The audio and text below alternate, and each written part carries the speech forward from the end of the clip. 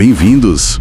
Hoje a gente vai abrir um dossiê que, olha, parece roteiro de filme, mas é assustadoramente real. A nossa fonte é um relatório bem detalhado da Academia Canadense de Crimes Financeiros. E a nossa missão aqui é decifrar as táticas mais audaciosas de lavagem de dinheiro que estão rolando no Canadá. É um negócio que movimenta dezenas de bilhões de dólares por ano. Bilhões? É um volume impressionante. O relatório traça o perfil de 3 jogadores principais. As gangues de motoqueiros, como os Hells Angels, As tríades asiáticas. e os cartéis latino-americanos. Certo, vamos analisar isso. A questão não é nem se eles lavam dinheiro, mas como. Como eles transformam essas montanhas de notas sujas em ativos que parecem legítimos. Então, o que realmente impressiona aqui é a criatividade, sabe? A complexidade logística. A gente não tá falando só de malas de dinheiro. Vamos ver esquemas que envolvem, tipo, incêndios criminosos para fraudar seguro, uma rede financeira internacional que usa cassinos, jogadores ricos. Nossa! E até o comércio global de mercadorias. Cada grupo, assim, desenvolveu uma especialidade, quase uma assinatura. Vamos começar então com os Hells Angels. A imagem que vem na cabeça é jaqueta de couro, motocicleta, mas o relatório descreve eles de um jeito diferente, né? Exatamente. O relatório os descreve mais como uma empresa criminosa, super estruturada. Uma empresa. Sim, essa imagem de gangue de motoqueiro talvez seja até uma ótima distração. Por trás, a lavagem de dinheiro deles começa pelo método clássico. Eles usam negócios que movimentam muito dinheiro em espécie. Bares, estúdios de tatuagem, oficinas. O básico, né? Feijão com arroz da lavagem de dinheiro. Eles só misturam o dinheiro das drogas com a receita do dia. Simples. Funciona, mas não é nada muito inovador. Só que aí o relatório aponta para uma coisa muito mais, sei lá, cinematográfica. Incêndios.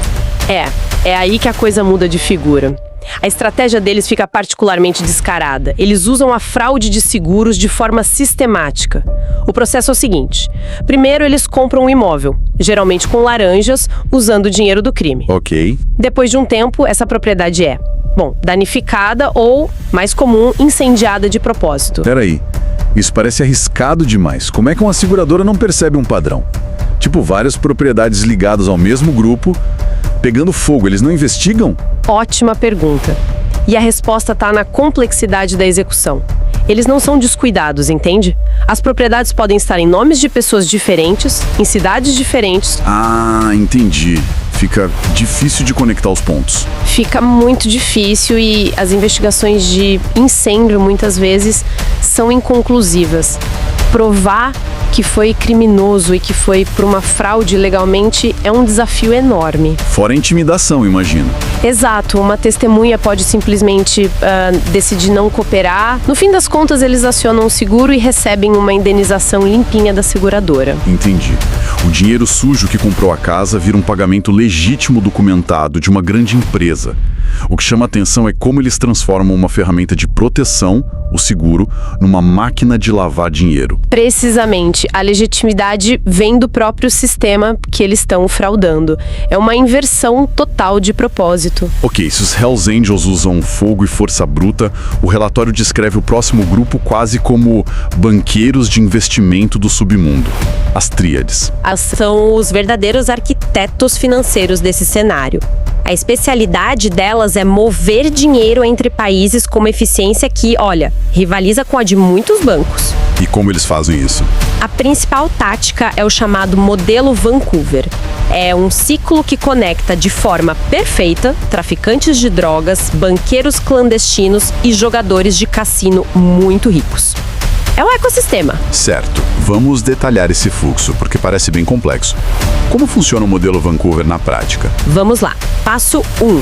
Traficantes de drogas no Canadá, não importa de que grupo, entregam um volume enorme de dinheiro vivo para um banqueiro clandestino chinês local. Milhões em notas de 20, imagino. Um pesadelo. Um pesadelo logístico. Ok. Aí o dinheiro sujo tá com os banqueiros. Passo 2. Esses banqueiros emprestam esse mesmo dinheiro em espécie para grandes apostadores chineses que estão visitando os cassinos. E por que esses jogadores precisam desse dinheiro emprestado? Porque eles têm muito dinheiro na China, mas não conseguem trazer para o Canadá.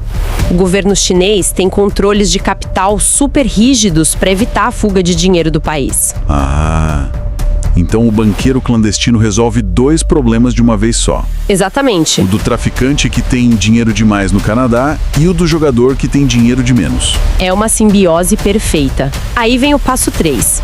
O jogador pega as malas de dinheiro, vai ao cassino, compra uma montanha de fichas, Joga um pouco para disfarçar. joga o mínimo possível. E depois vai ao caixa e troca as fichas por um cheque do cassino.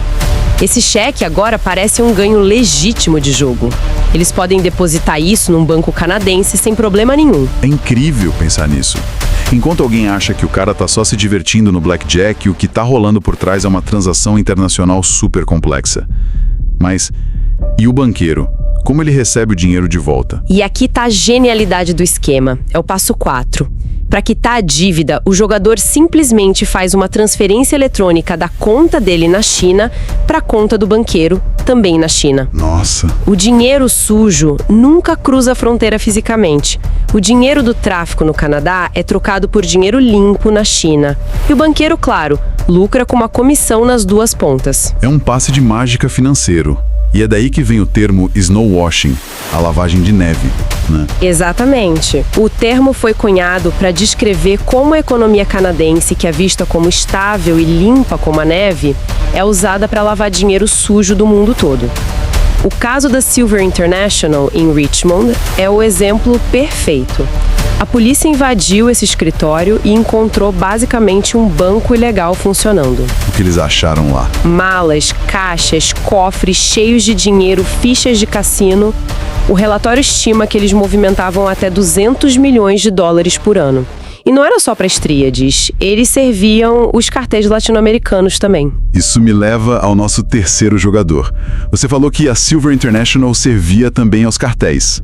Eles não estão só usando os serviços dos outros, né? Não mesmo. Se a gente olhar o quadro geral, o que a gente vê é uma globalização do crime. Organizações como o Cartel de Sinaloa operam como multinacionais. Faz sentido. Para o México é arriscado e ineficiente. Então, por que não terceirizar a parte mais perigosa? É uma decisão de negócios. Pura e simples. É mais seguro e lucrativo entregar o dinheiro a especialistas locais em lavagem, como as redes das tríades que já têm toda a infraestrutura montada. Mas além de terceirizar, quais são as ferramentas que eles mesmos desenvolveram? Eles são mestres no que o relatório chama de lavagem de dinheiro baseada no comércio, ou TBML. Lavagem baseada no comércio. Como isso funciona na prática? Parece algo bem complexo. E é por isso que é tão eficaz. Pensa assim, um cartel controla uma empresa de fachada no Canadá e outra no México. Ok. A empresa canadense exporta um container de, sei lá, peças de automóveis que valem 50 mil dólares. Só que a fatura que eles emitem para a empresa no México é de 200 mil dólares. A empresa mexicana paga a fatura superfaturada. Pronto. A diferença de 150 mil dólares é dinheiro sujo que acabou de ser transferido para o México como um pagamento comercial que parece legítimo. E isso pode ser feito com qualquer produto? Qualquer um.